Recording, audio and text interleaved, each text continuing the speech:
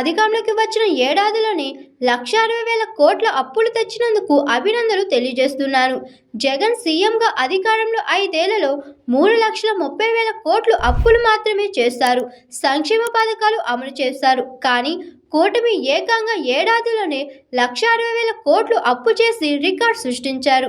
ఇలాగే అప్పులు చేసుకుంటూ పోతే వాతావరణంలో మార్పులు వచ్చి ఆంధ్రప్రదేశ్లో స్విట్జర్లాండ్ మాదిరిగా మంచు కురిసే అవకాశం లేకపోలేదు. ఆ మంచులో మన పిల్లలు ఆడుకున్నా ఆశ్చర్యపోకట్లేదు. గతంలో జగన్ అప్పులు చేస్తే ఎల్లో మీడియా ఆంధ్రప్రదేశ్లో మరో శ్రీలంక అవుతుందని తప్పుడు ప్రచారం చేస్తారు. జగన్పై దుష్ప్రచారం చేసిన ఆ పత్రికలు, ఛానల్స్ ఇప్పుడు ఏమయ్యాయి? ఇలాగే అప్పులు చేస్తూ పోతే భవిష్యత్తులో ఆంధ్రప్రదేశ్ ఆఫ్రికాలోని సూడాన్ దేశం మాదిరిగా మారిపోతుంది అని మాజీ ఎమ్మెల్యే కాసు మహేష్ రెడ్డి గారు అన్నారు. ఆంధ్ర రాష్ట్రంలో చంద్రబాబు నాయుడు గారి నాయకత్వంలో నడుస్తున్న కూటమి ప్రభుత్వానికి శుభాకాంక్షలు తెలియజేయాలి. మీరుంటుంది వాస్తవే, శుభాకాంక్షలు తెలియజేయాలి. ఒక్క సంవత్సరంలోనే ఆంధ్రప్రదేశ్ మీద 1,60,000 కోట్ల అప్పు చేసి రికార్డు సృష్టించింది ఈ ప్రభుత్వం. అందుకనే శుభాకాంక్షలు తెలియజేస్తున్నాం.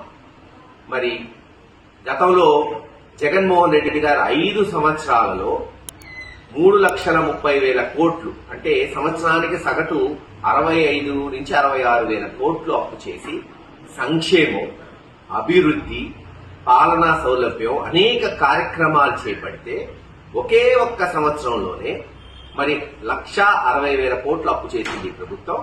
అలాగే తెలుగుదేశం వారు అంటున్నట్టు గ్లోబల్ ఛానల్స్ ప్రచారం చేస్తున్నట్టు వాళ్ళ అనుబంధ సంస్థలు ఖచ్చితంగా ఆంధ్ర రాష్ట్రం స్విట్జర్లాండ్ అవుతుంది.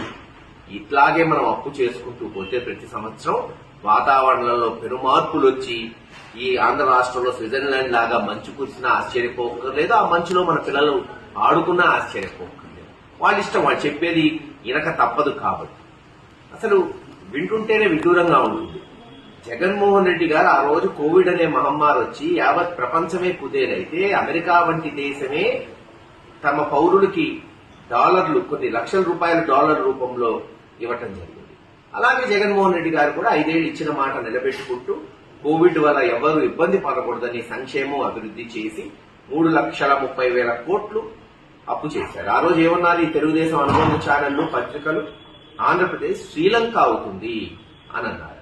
మరి ఈ రోజు ఆ ఛానల్స్ ఏమైనాయి? మూగపోయినాయా? కులం పోయినాయా? ఆ పత్రికలు ఏమైనాయి? కలం ఏమైంది? అడుగుతున్నాం. అమ్ముడు పోయిందా? ఈ రోజు మరి ఎందుకు రాయట్లేదు? ఎందుకు మేధావులు మాట్లాడట్లేదు? ఒక్కసారి ఆంధ్ర రాష్ట్ర ప్రజలు గమనించాలి. ఒక్కటి చెప్తున్నాం, ఇలాగే గనక అప్పు చేసుకుంటూ పోయి, ఇలాగే గనక విధ్వంసులు చేస్తూ ప్రతిపక్ష పార్టీల మీద అక్రమ కేసులు పెడుతూ లా అండ్ ఆర్డర్ ఏదైతే మరి అన్ని రకాలుగా కూడా ఈ రాష్ట్రాన్ని రక్షించాల్సిన వాళ్లే ఈ రోజును భక్షిస్తూ ఇలాగే కొనసాగితే ఖచ్చితంగా చెప్తున్నాం, ఆంధ్రప్రదేశ్ కనీసం శ్రీలంకగా కూడా మిగలదు. ఆఫ్రికా దేశంలోని సుడాన్ అవ్వటం ఖచ్చితంగా జరిగిద్ది.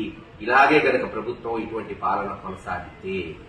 మరొక విషయం, చంద్రబాబు నాయుడు గారు చెప్పారు, తానే సంస్కరణలు తీసుకొచ్చాను, విద్యుత్ని ₹1 పెంచను, నాణ్యమైన విద్యుత్ని ఇస్తాను అని. ఏవో చాలా మంది నమ్మారు. చూద్దాం ఏమైందో.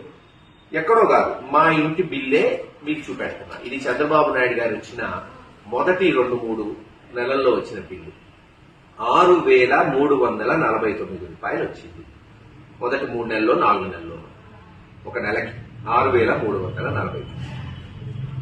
గత నెల ఈ నెల వచ్చిన బిల్లు ₹16,818. ఎక్కడ 6,349, ఎక్కడ ₹16,818. ఖచ్చితంగా దీన్ని కూడా వాళ్ళు ఏమంటారంటే తగ్గించేశామని అంటారు ఛానల్స్. ఒప్పుకోక తప్పదు కదా, మరి అన్ని వాళ్ళ చెప్పు చేతల్లో ఉన్నాయి కాబట్టి. ఎలా తగ్గించారో మరి లెక్కలతో వాళ్లే చెప్పవలసిందిగా మరోసారి వాళ్ళకి అభ్యర్థి. Hi, this is Swathi. Like చేయండి, షేర్ చేయండి, కమెంట్ చేయండి అండ్ సబ్స్క్రైబ్ చేయండి GR TV. Hi, this is Monica. Please like, share and subscribe GR TV.